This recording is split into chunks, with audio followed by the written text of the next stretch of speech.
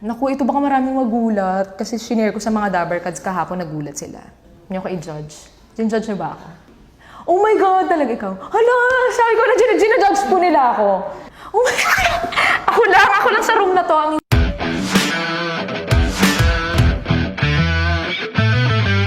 Hi guys! Hello mga Dabbercats! So meron akong pa 20 facts about me. Nagsulat talaga ako. Ito yung mga hindi niyo pag-aano alam tungkol sa akin. Number 1, I am a slight germaphobe. O sa mga hindi nakakaalam ng germaphobe, i-google nyo na lang. Hindi, medyo... medyo OC ako. As in, sobrang arte ko na parang dapat laging may alcohol, dapat lagi akong may wipes. Tapos, hindi ako natutulog nang hindi nagsha-shower. Tapos minsan, kapag sobrang late na ako nakauwi, kung wala na akong time mag-shower or sobrang pagod na, mag-wipes ako. So, nakakatanggal ng 99.99% of germs. Kapag natulog nang hindi nag-shampoo, nang hindi naka-shower, shower cup ako. So, pag gising ko kinabukasan, pawis-pawis, di ba? Pero okay na yun. At least hindi na dumihan yung pillowcase, tsaka yung bed sheets. Alam niya na. Number 2.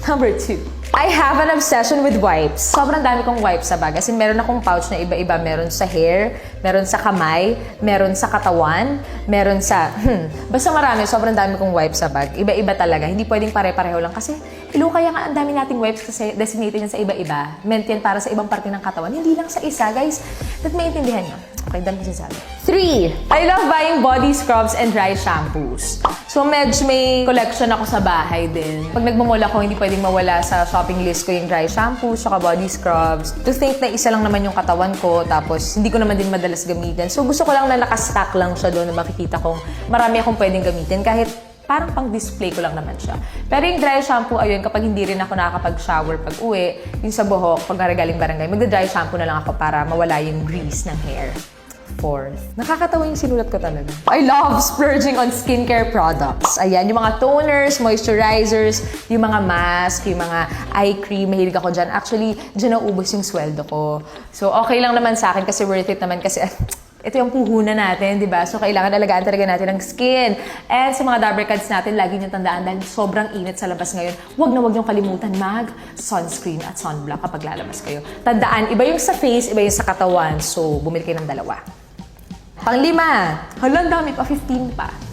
I'm the easiest person to buy gifts for. Sobrang dali kong regaluhan kapag birthday ko, kapag Christmas. Mga simpleng bagay lang. Example, foot socks, cotton pads, tissue. Tissue yung nasa box ay yung medyo malaki, mga 100 plies. Basta mga ganon. Wait! Grabe. So, masasabi ko rin yan. Kasama dito yung pagkamakalimutin ko eh. Ano, nakalimutan ko talaga? Tissue! Cotton pads, cotton buds, yung mga nabibili sa Japanese store, yung mga maraming nakapack, tapos foot socks, yun talaga.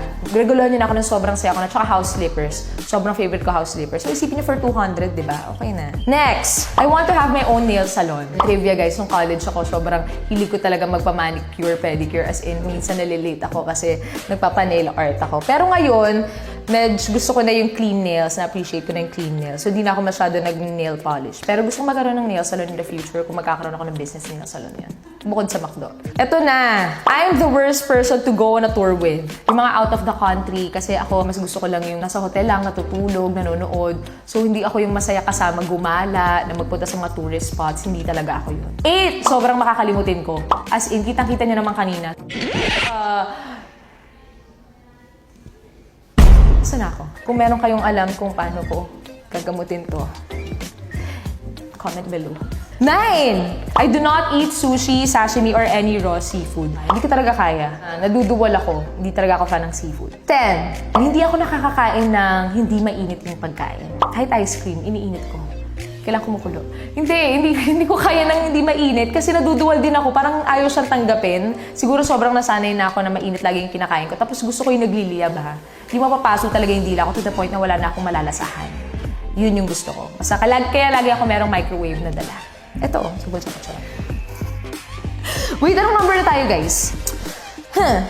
Alam kong cute ako noon at mas commute ako ngayon, pero hindi ako sanay mag-commute. Mag-isa. Kasi nung college, pinag-driver naman ako ng nanay-tatay ko kasi alam nilang hindi ako sanay sa labas. So ayun, one time nag-commute ako nung nakipag-date ako nung college. Tapos, hinatid niya ako sa sakayan ng bus. Hindi ko alam kung paano ako uuwi. Akala ko hatid ako sa bahay, pero hindi. Hinatid ako sa sakayan ng bus sa Cubao. Na habang nasa bus ako, umiiyak ako kasi walang nagpapaupo sa akin. Umiyak ako tapos tinawagan ko yung kapatid ko, si Kulin. Sabi ko, Kulin, ganito ba talaga pag nagbubus? Wala talaga magpapaupo sa babae. So, ayun. Pero umiiyak talaga ako. Tapos dun pa ako sa tabi ng driver. Nakahawak ako dun sa pole, sa tabi ng driver. Tapos umiiyak talaga ako. Kasi, Kulin, ganito ba talaga? Ganun.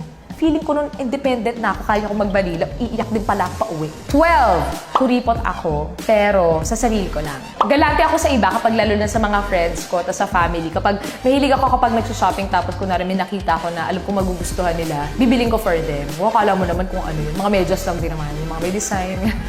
Hindi, yun. Basta mahilig ako kapag meron akong nakikita that reminds me of someone, a close friend, or someone special. Binibili ko. 13. Ayoko ng green tea. Kasi di ba ngayon, parang sobrang in yung mga green tea flavored na kung ano-ano man. Ako hindi talaga. Ice cream, dessert, drink, hindi ko kaya. 14. I don't like taking medicine. Kung kaya kong tiisin yung sakit ng ulo ko, kung ano mang sumasakit sa katawan ko, titiisin ko siya. Pag hindi ko na kaya, doon lang ako magtitake ng medicine. Pero ayoko talaga for the reason na ayoko masana yung katawan ko. Pero, guys, nalaman ko na mali pala yun. Lalo na kapag masakit yung ulo, ang sabi sa akin no nurse na nakakilala ko, dapat daw, inuman mo na agad ng gamot kasi daw nabubugbog daw yung utak mo. Ayan, kita nyo. Hindi ako umiinom ng gamot. Bugbog na yung utak ko. Wala na ako maalala. Makakalimutin ako. Yung pala yung rason kung bakit. So, kapag masakit ang ulo niya, inuman niya na agad ng gamot. Huwag niya nang tiisin kasi masama talaga siya. 15. Pag nagsha-shopping ako, hindi ako nag-fit ng damit. Bakit? Tamad. Tamad. Hindi, wala lang. Parang feeling ko naman kasya na. Tinatansya ko na kung kasya siya. Kasya siya sa akin. Alam niyo yung ginagawa ng mga matatanda na iniikot dito yung pants sa leeg. Hindi tayo sure kung tama yun. Pero eto sigurado ko. Eto, lagay niyo sa pants. Ipasok niyo sa pants. Tapos kapag nag-fit hanggang buong ito, ibig sabihin kasya siya sa inyo. Kasya siya sa inyo. So, hindi na ako nag-fit. Tapos, madalas, hindi kasya sa akin. Hindi kasya sa akin. So, ayun. Wala, nasa bahay lang. 16. Mahilig ako magpamasahe. Pero hindi ako sanay mamasahe. Mahilig ako magpamasahe, tapos gusto ko yung hard. 17. Naku, ito baka maraming magulat. Kasi shinare ko sa mga Dabber Cats kahapon, nagulat sila. Hindi ako Disney kid. As in, out of all Disney films, ang napanood ko lang, Cinderella tsaka Up. Hindi ako i-judge.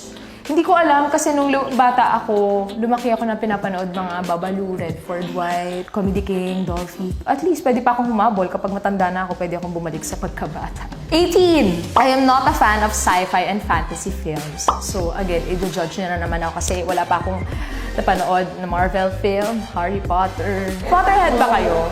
Hindi rin. So, ayun, yung mga Marvel, yung mga Avengers, wala akong napanood dyan ni isa. At wala rin akong interest kasi dito sa 19th, mga crime documentaries. Mahilig akong manood ng mga crime docus, yung mga notorious serial killer, mga notorious killer sa States, kasi gusto kong maging ganon. Hindi, joke lang. Hindi kasi sobrang interesting lang sa akin. So, nagbe-binge watch ako doon. Yun yung pinapanood ko sa YouTube, sa Netflix. Sa mga mahihina ang ano dyan, huwag nyo nang panoorin kasi baka maapektuhan kayo. Baka isipin nyo, gusto nyo rin maging ganun. And 20th, last. Wala akong nailagay. Kasi wala na akong maisip. Sa 20th, kayo naman ang magbigay for me. Huwag naman yung mga her favorite color is yellow, her favorite song is yellow, kasi alam na ng lahat yan. Yung mga hindi pa alam ng karamihan at hindi ko pa alam. Ito na ang chance nyo na magbigay ng fact about me at i-check natin kung fact nga ba yon or fake. Fact or fake? Several days later. Hi guys! So ayun na nga, nabasa ko na lahat ng comments nyo. At nakapili ako ng isa na na-realize ko na ginagawa ko rin pala talaga siya. Pero siya yung nagpa-realize sa akin. Ito. Ang sabi ni IS, #VonBea, when she's uncomfortable, she tends to touch her nose bridge or scratch the back of her ear. Oo nga, lagi nga lang ganyan. So, gumaganyan kapag kunwari kinakabahan ako or kapag na-awkwardan ako sa situation. So, congrats! #VonBea. Thank you dahil napansin mo yan. At ayun na nga, yun ang kumukumpleto sa 20 facts about me.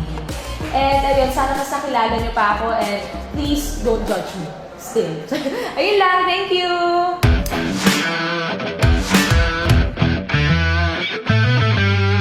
So guys, syempre alam niyo naman na pagkatapos ng vlog, merong pa-giveaway. So syempre meron din ako. Ako pa ba? Minsan na lang ako maganito. So, binonggahan ko na. Meron akong ibibigay na Vivo V11 smartphone at MAC na lipstick. Yung shade ko, main DCM. Ang kailangan nyo lang gawin ay kailangan nyo masagot ang tanong ko at i-type ang sagot sa comment section. Ang tanong, ano ang magandang iregalo sa akin kapag birthday ko or Christmas? Baka pare-pareho kayo ng sagot. So,